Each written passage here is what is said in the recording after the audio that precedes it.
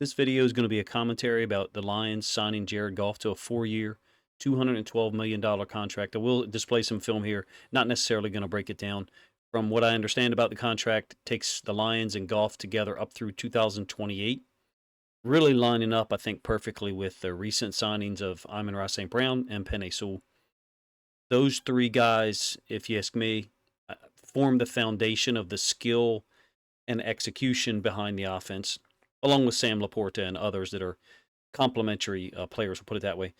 Nonetheless, extremely talented complementary players. Goff, St. Brown, and Sewell, I think, are the triumvirate, the three guys that lead the way. The front office has added others, Gibbs, Laporta, that are high-level performers that are going to be around for a while. In the case of those two guys, players that can win one-on-ones against high-level defenders and or make people miss. They can turn a 5-yard gain into a 25-yard gain, or maybe even a touchdown.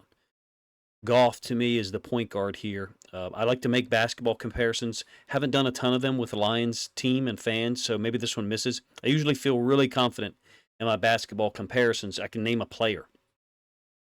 He distributes the ball a lot. He gets the ball to the right player at the right time on a number of different concepts. So there's my point guard comparison. Don't know who that is necessarily in the modern game. I'm older, so my comparisons tend to be 15, 20, 30 years ago. The fabric of the offense is tight. Ben Johnson knows that whatever they call, whatever they ask to be done on the field is going to get completed. It's going to get executed the right way with Goff under center in the shotgun. Additional to that, Ben Johnson and the offensive staff know that if there's a check to be made, if there's a front, a coverage that the defense gives on a particular play, and they've got a different call made offensively for Goff, he can switch it. And there's at least two illustrations of that I'll try to reference in this video. I'm really not going to break any film down here, to be real with you. I'll let some film flow just for entertainment purposes so you guys don't have to just look at Jared Goff's face and listen to me. I figured people didn't want to do that. So this might be the only video I put out this week, to be upfront. My wife and I are expecting this week, so we'll get this one out in a hurry Monday night. Might not be as organized or sharp as other videos that I've done on the Ravens or the Lions. I said in a video a couple of days ago that I thought Goff was the right guy for the Lions, meaning he might not be the right guy in Baltimore, in Kansas City, in Philadelphia, maybe even in Los Angeles. But he's the right guy in Detroit. I think he's shown that in the previous 2 seasons. I want to credit, I think it's Al Karsten on Twitter that posted this, so I'm going to credit to him verbally. Some of the things I'm going to read out that there are people who rely on just stats and not the film. And in this instance, maybe I'm being a little hypocritical. I'm actually not breaking down the film. I feel like I've done a lot of work on that, Lions and Ravens related in 2023 and then during this offseason. So I'm going to try to fall back on that here. 59 passing touchdowns in the last 2 years for Jared Goff. 4th in the league. I'm going down the list. And again, this is Al Karsten's data that he posted on Twitter. I did ask him if I could steal it and use it in this video to try to get my content out here quickly. 98.6 passer rating. 6th in the last 2 years. 21 wins. 4th in the last 2 years. A couple that I think are incredibly interesting. 1.6 interception rate, 6th lowest. 4.3, 4.26, 4.3 sack percentage, 3rd lowest, apparently behind Mahomes and Brady. And I'm trusting Al's notes here because he's super organized and the content he puts out on Twitter is great. I don't really know if he has a YouTube, so if he does, then please go follow him. You probably should. You can call it whatever you want, but when you look at those stats, you should support the Lions saying, this is our guy. Maybe they don't win a Super Bowl with Jared Goff, but they have a great chance to do so with the roster they've assembled for 2024, which is far superior than the one they put out in 2023. I have read and heard, and I'm sure you have, as a Lions fan already, the criticism. He's got elite weapons. He's got a great O-line, one of the best offensive lines in the league. Ben Johnson's offense is easy to handle. All he's got to do is hand the ball off and run play action stuff. It's really hypocritical, to be real. And this is not a Lions fan saying this. I'm a Ravens fan who about midway through 2022, maybe a little bit before that. I think it was the Thanksgiving game against the Bills. I started to take note. I was actually visiting family, watched the game. Of course, I saw what James Houston IV did. And you guys know, I think that he's one of my favorite players in the league. Well, from that time forward, I started to pay attention to the Lions. I'm not a Lions fan that is going to look at things from a Lions perspective inaccurately. Now, you can say perhaps that some of my evaluations are inaccurate, but it's not because I'm a homer. So, elite weapons. Well, St. Brown was a 4th-round pick, to my knowledge. I personally think St. Brown's one of the best 10 football players in the league, period. So he is a great weapon, no doubt.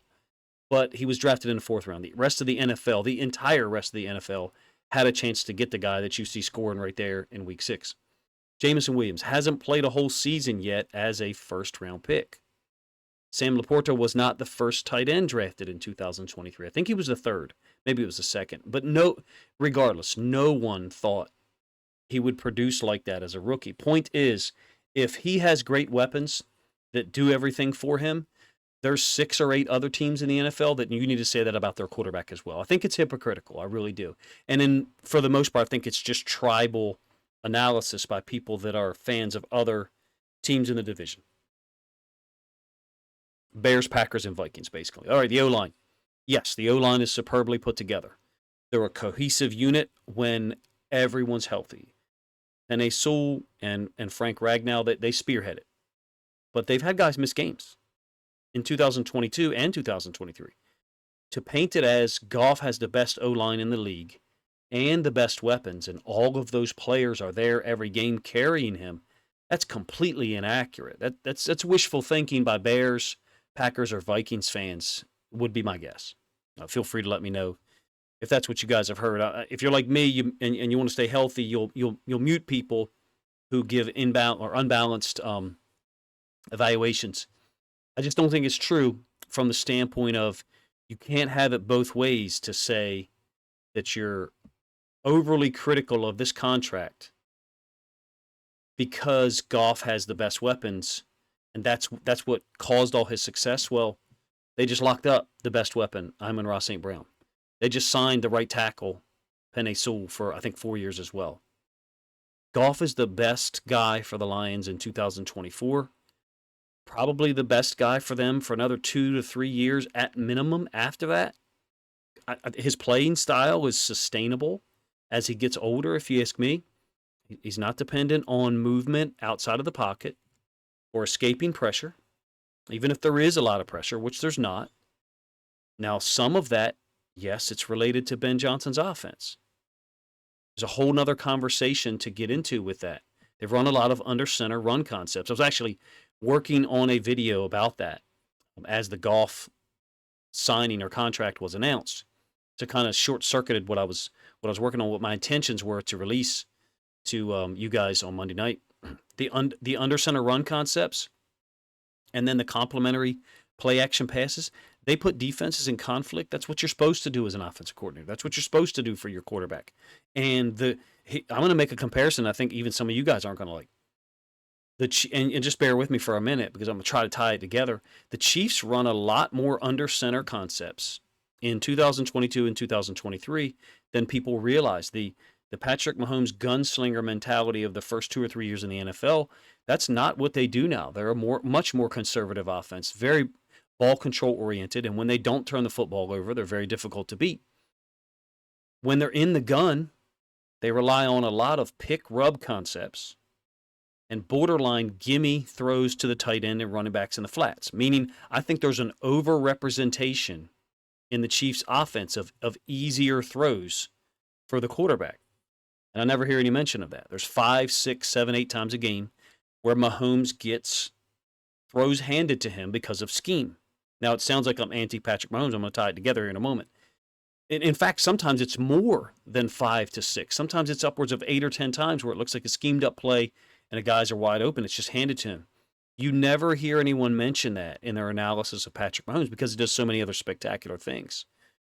All of those throws I just mentioned, types of throws for Mahomes, they count. They should count. They should be credited to him. They're great throws. He still has to execute it. He still has to recognize the situation. Oh, I know this pick is going to work. I'm going to throw it out there in the flats. Oh, I know that rub's going to work. I'm going to throw the underneath drag on mesh. All of those throws count. My point is, no one decries Patrick Mahomes or some of the other quarterbacks in the NFL for those situations. They do for Jared Goff. He has to also make the throws, the checks. He helps out with the O-line protection with the running backs and the offensive linemen. He's involved in all of that. The sequence in the 49ers game, I don't have the play here. The sequence in the 49ers game, I think it's 3rd and 11, and he checks to a run play to their left because of the 49ers blitz alignment. Is beautiful stuff and ends up being Gibbs for a first down to the field, to the left side, really taking advantage of the 49ers over aggressiveness, I guess is one way to put it. Look, to wrap it all up, the Lions may not win a Super Bowl with Jared Goff, but they're going to be there. They're making sure of that and locking up coaches, front office guys, offense guys, shoring up the defense with young draft picks. They came damn close in 2023 with an incomplete team. Didn't have a solid cornerback group. I think that's well known. Problem solved now through free agent signings, trades, and drafts.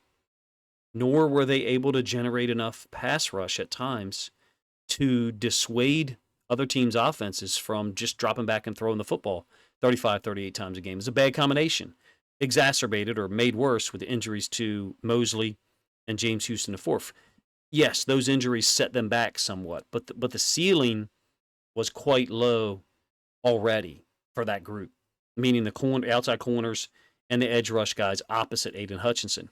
They've assembled a complete team for 2024 and now secured the future of the offense. I think it's a great signing.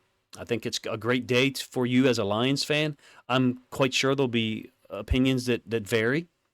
No problem. But you can't argue with what's been produced in the last 2 years. You really cannot. You're within 22 minutes, 21 minutes of gameplay of going to the Super Bowl. 1 turnover, 2 failed 4th downs in the second half, and a defense that was outmatched by the 49ers in the last 30 minutes of play. Is really all that was between the Lions and the Super Bowl. As a Ravens fan, you guys know what I was rooting for. I was rooting for a Ravens-Lions rematch. That's what I was pointed towards and oriented towards for the entire season. I felt like it was going to occur even before Week 7. I damn sure felt like it was going to occur going into a championship game weekend. I still feel like it can in 2024, and the Lions do as well, obviously, because they chose to bring back Jared Goff. Big salary, big contract, obviously, per year, but from my understanding, it sounds like the first-year salary may actually be lower than it was anticipated. I think at $32 million. You guys feel free to educate me or correct that in the comment section. If you check this out, again, less organized than some of my other content, trying to get this out quickly for multiple reasons. So I appreciate you guys' time. If you think other Lions fans would enjoy this commentary with very little film study, talking about Jared Goff being re-signed long-term for the Lions, which I think is in the best interest of the franchise and the entire team, offense and defense. The only guy that it hampers or at all is obviously Hendon Hooker, someone that you'd like to see play. Well, if the Lions are as good as they think they're going to be in 2024, and I think they can be, then Hendon Hooker can get a couple of games on the field late in the regular season or some mop-up duty in fourth quarters. But you'd like to see him get more opportunity than that because the guy was super talented and unfortunately had an injury leading up to the draft 2 years ago.